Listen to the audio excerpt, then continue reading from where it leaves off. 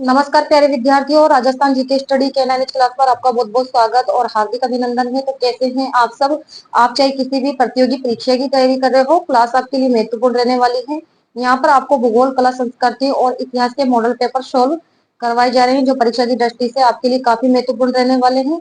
अगर आप भी अपनी तैयारी को बेहतरीन बनाना चाहते हैं तो राजस्थान जीके स्टडी के नैनिथ क्लास के साथ जुड़ जाइए। और सभी विद्यार्थियों से निवेदन है कि क्लास को आप एक बार ज्यादा से ज्यादा शेयर कर दीजिए। तो देख लेते हैं क्वेश्चन नंबर 1 क्या पूछा गया है। राजस्थान का उत्तर पश्चिम से दक्षिण पूर्व विस्तार विकर्ण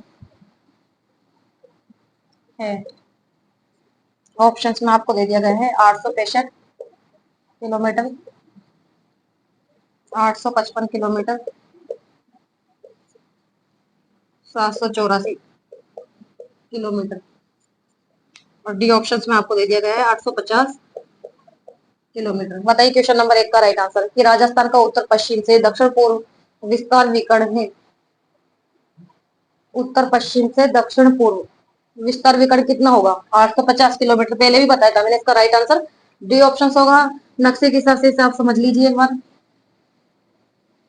ठीक है, ये उत्तर दिशा हो गई, ये दक्षिण दिशा हो गई, ये पूर्व दिशा और ये पश्चिम दिशा। तो आपको ये तो पता है कि राजस्थान के उत्तर से दक्षिण की लंबाई कितनी है? 826 किलोमीटर। ठीक है, और पूर्व से पश्चिम की चौड़ाई कितनी है? 869 किलोमीटर है। और उसमें अंतर कितना है? 43 किलोमीटर का। लेकिन यहाँ पर विकर्ण पूछ रहा है कि उत्तर पश्चिम से दक्षिण पूर्व का विकर्ण।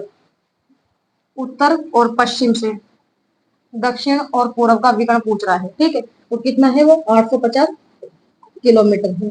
इसके अलावा उत्तर पूर्व से दक्षिण और पश्चिम का विकर्ण कितना है? आप मुझे बताइए। 784 किलोमीटर। ठीक है, क्या लिख देती हूँ मैं कि उत्तर और पूरब से दक्षिण और पश्चिम विकर्ण 784 किलोमीटर। ठीक है, इसके अलावा उत्तर और पश्चिम से दक्षिण और पूरब, दक्षिण और पूरब विकर्ण कितना है? दक्षिण और पूर्व का विकर्ण कितना है? 850 किलोमीटर। ध्यान में रखना है, वेरी वेरी इंपॉर्टेंट है। और इन विकर्ण में अंतर कितना है? 66 किलोमीटर का। कितना अंतर है? 66 किलोमीटर का। अंतर भी पूछा जा सकता है कि विकर्ण में कितना अंतर है, तो 66 किलोमीटर का इसमें अंतर है। क्वेश्चन नंबर 1 का राइट आंसर होगा डी ऑप्शन। क्वेश्चन नंबर 2 देख लेते हैं।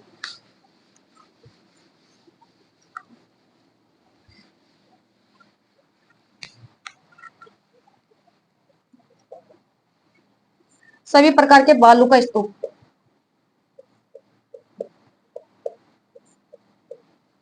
सभी प्रकार के बालू का स्तूप पाए जाते हैं।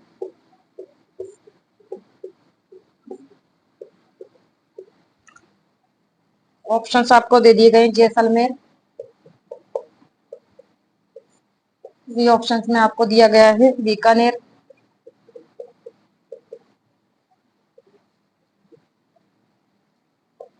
बाड़मेर और डी ऑप्शंस में आपको दे दिया गया है जोधपुर।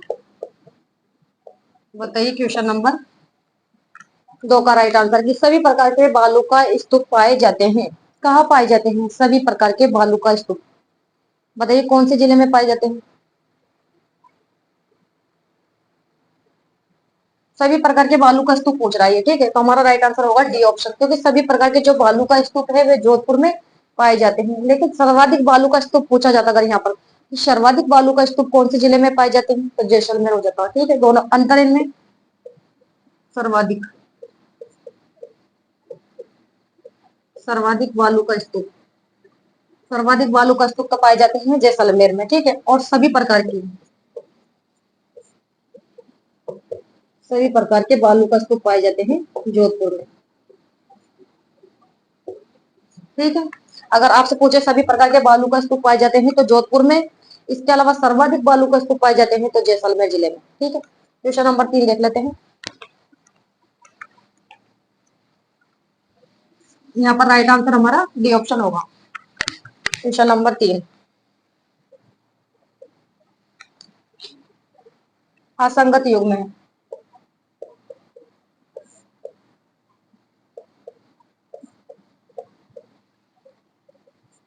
यहाँ पर आपको चोटी दे दी गई है, चोटी, और यहाँ दे दी गई है आपको जिले। ठीक है, कमलनाथ, राजसमंद, बी ऑप्शन में आपको दिया गया है तारागढ़, अजमेर, सी ऑप्शन में आपको दिया गया है टोडगढ़, ब्यावर, और डी ऑप्शन में आपको दे दिया गया है ऋषिकेश, सिरोही। बताइए क्वेश्चन नंबर 3 का राइट आंसर। आप असंगत युग्म देखना है, इसमें से 4 ऑप्शन है तो देख लीजिए असंगत युग्म कौन सा है। सभी विद्यार्थी से फिर से निवेदन करना चाहूंगी कि एक बार क्लास को आप ज्यादा से ज्यादा शेयर कर दीजिए। असंगत युग्म देखो, कमलनाथ की जो चोटी दे रखी है यहाँ पर राजसमंद, बिल्कुल गलत है। कमलनाथ की चोटी कौन से जिले में स्थित है? उदयपुर में, ध्यान में रखना है। ठीक है, और कमलनाथ जो चोटी है इसकी ऊंचाई कितनी है आप मुझे बताइए। कमलनाथ की 1001 मीटर। ठीक है, कितनी ऊंचाई है इसकी? 1001 मीटर। ठीक है, तारागढ़, तारागढ़ की अजमेर में है, टोडगढ़ की ब्यावर में है, ऋषिकेश की सिरोही में है। तो असंगत युग्म कौन सा होगा? ए ऑप्शन, क्योंकि जो कमलनाथ की चोटी है राजसमंद में नहीं है, उदयपुर जिले में स्थित है। ठीक है, तारागढ़ की जो चोटी है अजमेर में स्थित है और इसकी ऊंचाई कितनी है तारागढ़ की? 873 मीटर।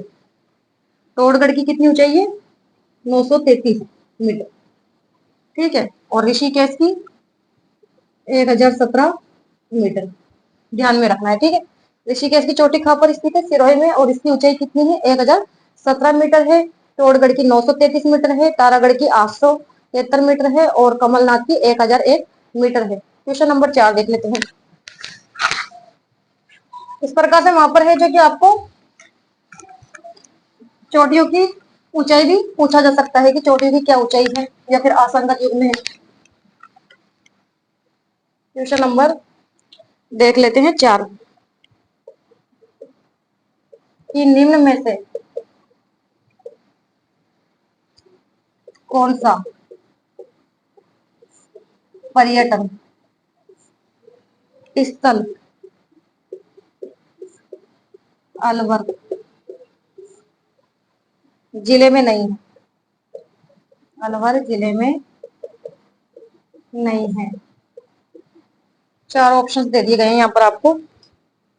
मूसी महारानी की छतरी, मूसी महारानी की छतरी। बी ऑप्शंस में आपको दिया गया है नीलकंठ, महादेव मंदिर, महादेव मंदिर। सी ऑप्शंस में दिया गया है आपको आवानेरी, और डी ऑप्शंस में आपको दे दिया गया है बाला किला। बताइए क्वेश्चन नंबर 4 का राइट आंसर आप क्या करोगे?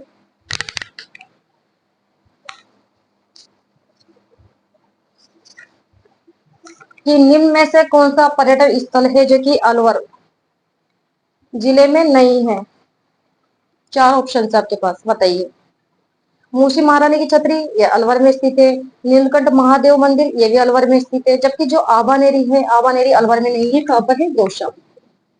ठीक है, और बाला किला ये भी अलवर में स्थित है। ठीक है, हमारा राइट आंसर होगा सी ऑप्शन, कि निम्न में से कौन सा पर्यटन स्थल अलवर में, अलवर जिले में नहीं है? तो आबानेरी, आबानेरी है दौसा में। ठीक है, और आबानेरी में क्या है? हर्षद माता का मंदिर, हर्षद माता का मंदिर कहाँ पर स्थित है? आबानेरी दौसा में। ठीक है, अलवर में नहीं है। ठीक है, क्वेश्चन नंबर 5,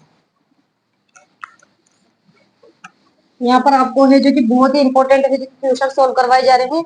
जो परीक्षा में बार बार पूछे जाते हैं या फिर जहां से क्वेश्चन बनकर आने की संभावना है, वही क्वेश्चन आपको यहाँ पर सोल्व करवाए जा रहे हैं। क्वेश्चन नंबर 5 देख लेते हैं कि कवर सैंड लिफ्ट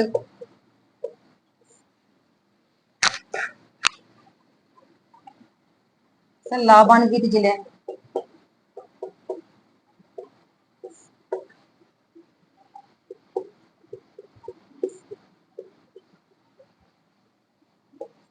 ऑप्शंस में आपको दे दिए गए हैं बीकानेर, नागौर।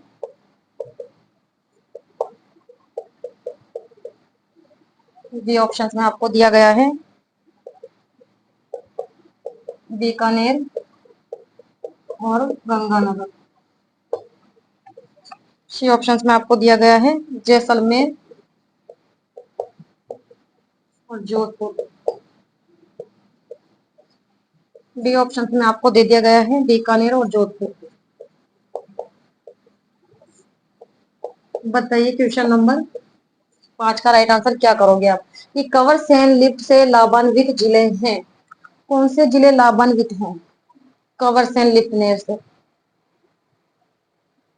बताइए। कवर सैंड लिफ्ट नहर से लाभान्वित जिले कौन से हैं? बीकानेर और गंगानगर, याद रखना है, ठीक है। और जो कवर सैंड लिफ्ट नहर है, ये है जो कि इंदिरा गांधी नहर की सबसे लंबी लिफ्ट नहर परियोजना है, ठीक है। और बीकानेर और नागौर से पूछा जा सकता है कि जो बीकानेर और नागौर है, ये कौन सी लिफ्ट नहर से लाभान्वित जिले हैं, आप मुझे बताइए। अगर क्वेश्चन बनकर आ जाए यहाँ पर कि बीकानेर और नागौर जिले कौन सी लिफ्ट नहर से लाभान्वित जिले हैं, तो बताइए। पन्ना लाल, मारूपाल, लिफ्ट नहर, लिफ्ट नहर से लाभान्वित जिले हैं, ठीक है। और कवरसेन लिफ्ट नहर से बीकानेर और श्री गंगानगर। जैसलमेर और जोधपुर ये जिले जयनारायण व्यास, जयनारायण व्यास लिफ्ट नहर से लाभान्वित जिले, ठीक है। इसके अलावा बीकानेर और जोधपुर, ये बताइए आप मुझे कौन सी लिफ्ट नहर से लाभान्वित जिले हैं। बीकानेर और जोधपुर, बताइए। डॉक्टर, डॉक्टर कर्णिशन, लिफ्ट नहर, ठीक है। इस प्रकार से भी क्वेश्चनों को आपको अपोजिट भी याद किया करो आप, ठीक है। तो वहां पर आपको जिले भी दिया जा सकता है या फिर ये दिया जा सकता है कि जयनारायण व्यास लिफ्ट नहर से लाभान्वित जिले बताइए, ठीक है। या फिर पूछा जा सकता है डॉक्टर कर्णिशन लिफ्ट नहर से लाभान्वित जिले हैं, ठीक है। तो बीकानेर और जोधपुर, इस प्रकार से भी आपको अपोजिट भी याद करना होगा, ठीक है। और कंवर सेन लिफ्ट नहर से बीकानेर और श्री गंगानगर, ठीक है। और पन्नालाल बारूपाल से बीकानेर और नागौर, इस प्रकार से याद किया करो। क्वेश्चन नंबर 6 देख लेते हैं।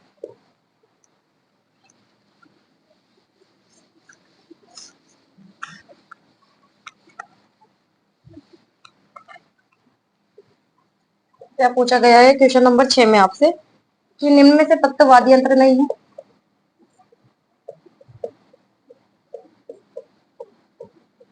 तत्ववाद्य यंत्र नहीं है।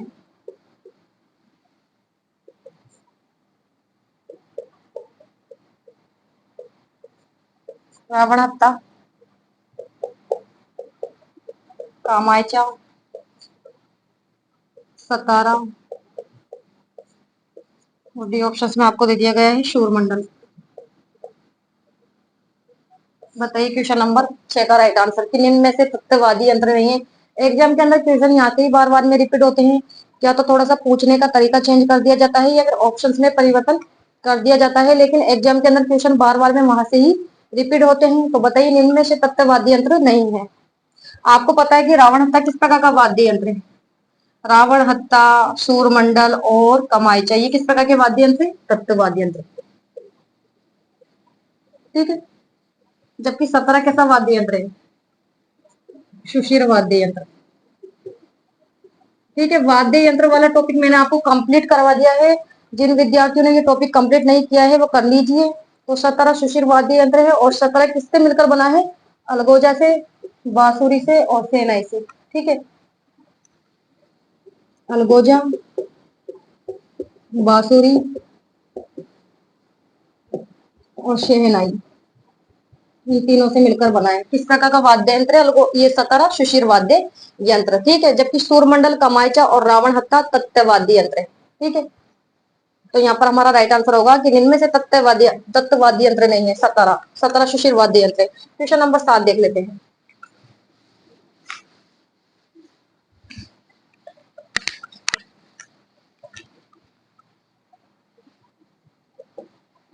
क्या पूछा गया है कि किस गीत में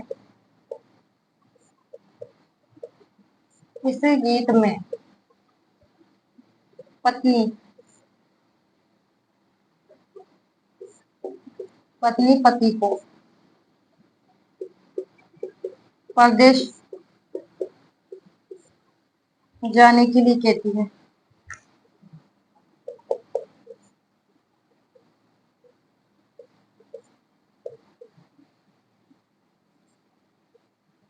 गीतों के नाम दे दिए गए यहाँ पर आपको। गणगौर, लोरी, सी ऑप्शंस में आपको दिया गया है बिरजारा, और डी ऑप्शंस में आपको दिया गया है मोरिया। तो इसका तो सभी राइट आंसर जानते होंगे आप कि किस गीत में पत्नी पति को परदेश जाने के लिए है जो कि कहती है। कौन सा गीत है? कौन सा गीत होगा? बिरजारा गीत, जिसमें पत्नी अपने पति को परदेश जाने के लिए कहती है। गणगौर जो गीत है तो गणगौर के अवसर पर गाए जाते हैं, ठीक है। और सर्वाधिक गीत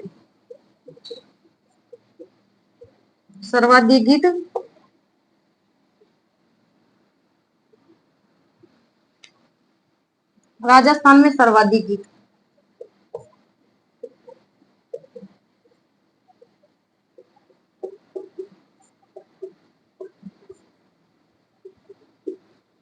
इस दिन गाए जाते हैं। कब गाए जाते हैं? गणगौर के अवसर पर। कौन से गीत गाए जाते हैं? गणगौर से संबंधित गीत। समझ में आया आपको कि जो गणगौर गीत है वे राजस्थान में सबसे ज्यादा गाए जाते हैं। राजस्थान में सर्वाधिक गीत इसी दिन गाए जाते हैं। कौन से त्योहार पर? गणगौर के त्योहार पर गणगौर गीत, ठीक है। लोरी गीत आपको पता है कि माँ द्वारा बच्चे को सुलाने के लिए गाया जाता है।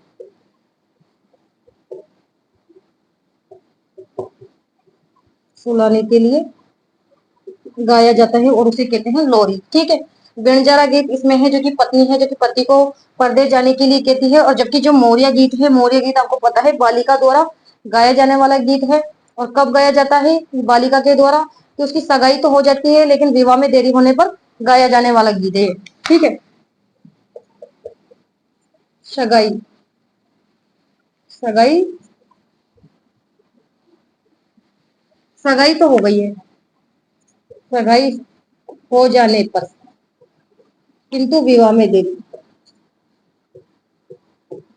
किंतु विवाह में देरी पर बालिका द्वारा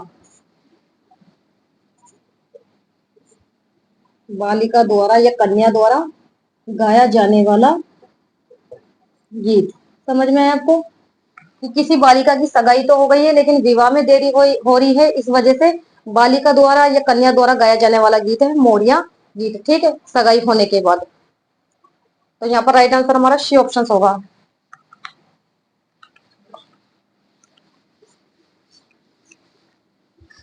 क्वेश्चन नंबर देख लेते हैं 8।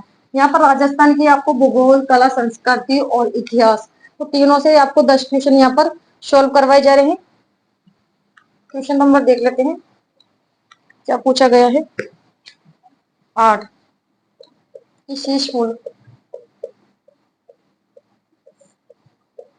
नामक आभूषण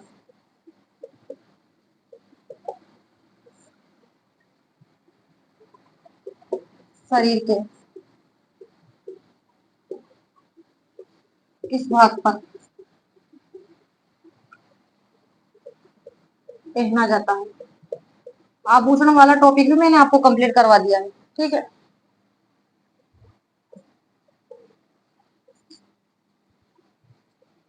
सिर पर या कान पर या नाक पर या गर्दन पर? एग्जाम के अंदर पूछा गया क्वेश्चन है। अब देख लीजिए आप, कितना सिंपल क्वेश्चन पूछा गया है एग्जाम के अंदर। कि शीशफूल नामक आभूषण शरीर के किस भाग पर या किस अंग पर है जो कि पहना जाता है? तो आप सभी जानते हैं कि शीशफूल नामक आभूषण कहाँ पहना जाता है। ठीक है, मैंने आपको आभूषण वाला टॉपिक भी कंप्लीट करवा दिया है। जिन विद्यार्थियों ने आभूषण वाला टॉपिक कंप्लीट नहीं किया है वे कर लीजिए। कहाँ पहना जाता है शीशफूल आभूषण? सभी जानते हैं, सिर पर पहने जाने वाला आभूषण है। और सिर पर इसके अलावा कौन कौन से आभूषण पहने जाते हैं? बोरला, रखड़ी, मेहमंद, ठीक है। इसके अलावा टीकड़ा, टीका, शीशफूल, माथा पट्टी, ठीक है। ये सिर पर पहने जाने वाले आभूषण है। कान पर तो कौन से आभूषण पहने जाते हैं? झेला, झमेला, पीपल पन्ना, वाली, लूंग, लटकन, अंगोटिया,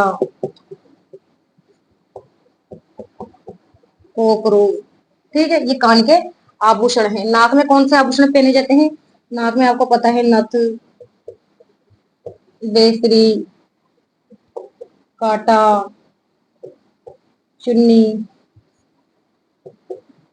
चोप, भोगली, हिरणी और लूंग। लूंग जो आभूषण है ये नाक में भी पहना जाता है और कान में भी पहना जाता है, ठीक है। गर्दन पर पहने जाने वाले आभूषण कौन कौन से हैं? पोत, आकर, सरी, आड़, खुशी, मादलिया, तिमणिया, हालरो,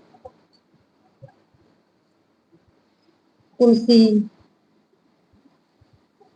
कंठी, ठीक है। इस प्रकार के ये गर्दन पर पहने जाने वाले आभूषण हैं। तो यहाँ पर तो शीशफूल ही पूछा गया हमसे कि शीशफूल नामक आभूषण कहाँ पहना जाता है?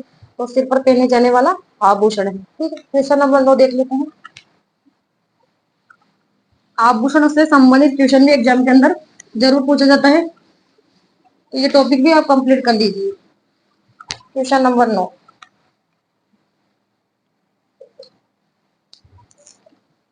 क्वेश्चन नंबर 9 में आपको क्या दिया गया है कि Maharana Sajjan Singh,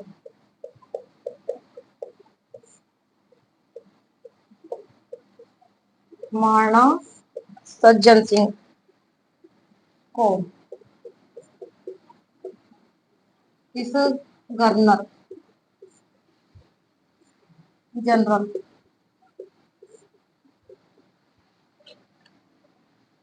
grand commander of the star, of the star की उपाधि दी?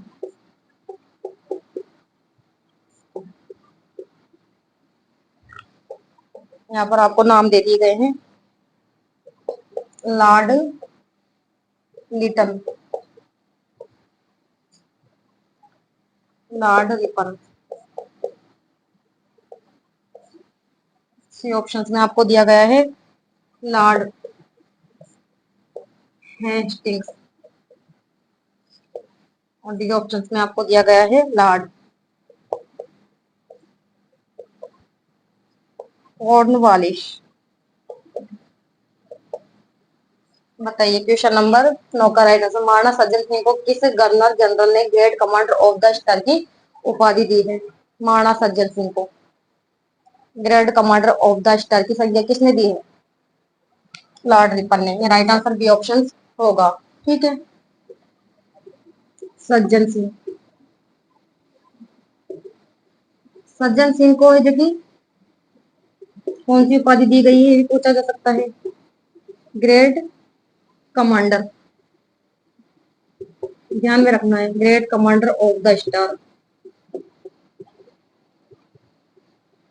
ठीक है। और किसके द्वारा दी गई है उपाधि? रिपन के द्वारा दी गई है, ठीक है। देश हितेषणी, महाराणा जो सज्जन सिंह है इनके द्वारा देश हितेषणी सभा की स्थापना की गई थी। कब की गई थी?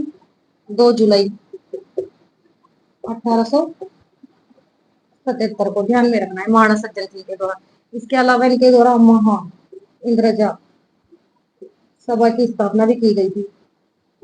कब की गई थी? 20 अगस्त 1880 को। और जो सज्जन सिंह थे, इनके दरबार में कौन से कवि थे?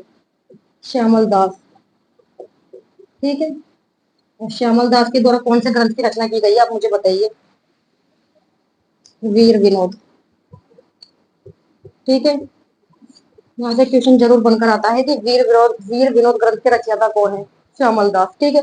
और श्यामल दास किसके दरबार में थे? तो आपको ध्यान में रखना है, महाराणा सज्जन सिंह के द्वारा। इसके अलावा जो महाराणा सज्जन सिंह है, इनके द्वारा सज्जनगढ़ दुर्ग का निर्माण भी करवाया गया था। नाम से स्पष्ट हो रहा है कि सज्जनगढ़ दुर्ग का निर्माण किसने करवाया है? तो महाराणा सज्जन सिंह ने। ठीक है। तो क्वेश्चन नंबर 10 देख लेते हैं। यहाँ राइट आंसर बी ऑप्शन होगा।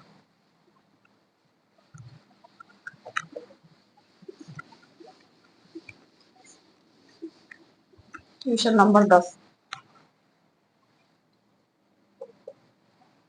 क्या पूछा गया है कि निम्न में से हल्दी घाटी युद्ध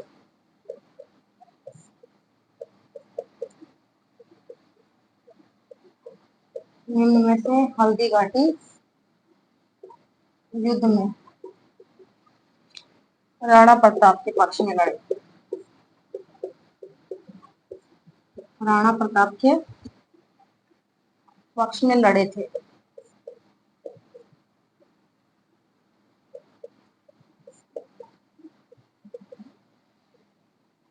ऑप्शन दे दी गई यहाँ पर। राम सिंह, बीदा, रावत कृष्णदास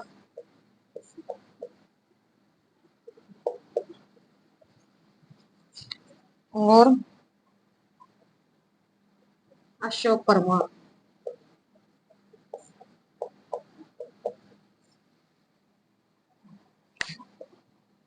यहाँ पर ऑप्शन दे दिए गए आपको 1, 2, 3, 4, 6 ऑप्शंस में आपको 2, 4 और डी ऑप्शंस में आपको दिया गया है 1, 2 और 3। बताइए क्वेश्चन नंबर 10 का राइट आंसर। निम्न में से हल्दी घाटी युद्ध में राणा प्रताप के पक्ष में लड़े थे। कौन लड़े थे? नाम दे दिए गए हैं। हल्दी घाटी का युद्ध कब हुआ था? 18 जून 1576 को। किन किन के बीच में हुआ था? ये महाराणा प्रताप और अकबर की सेना के बीच में ये युद्ध लड़ा गया था। तो आप बताइए कि महाराणा प्रताप के पक्ष में कौन कौन लड़े थे? 4 ऑप्शन दे दिए गए हैं आपको यहाँ पर। एक तो राम सिंह लड़े थे। राम सिंह, आपको ध्यान में रखना है, राम सिंह, कृष्णदास और बीरा। ठीक है। अशोक परमार यहाँ नहीं लड़े थे। हमारा राइट आंसर होगा 1, 2 और 3, डी ऑप्शन। ठीक है। राम सिंह, कृष्णदास और बीदा। ठीक है। अशोक परमार नहीं लड़े थे। ठीक है। यहाँ पर हमारा राइट आंसर होगा डी ऑप्शन। तो आज के 10 क्वेश्चन हमने सॉल्व कर लिए हैं। सभी विद्यार्थियों से निवेदन है, क्लास को ज्यादा से ज्यादा आप शेयर कर दीजिए।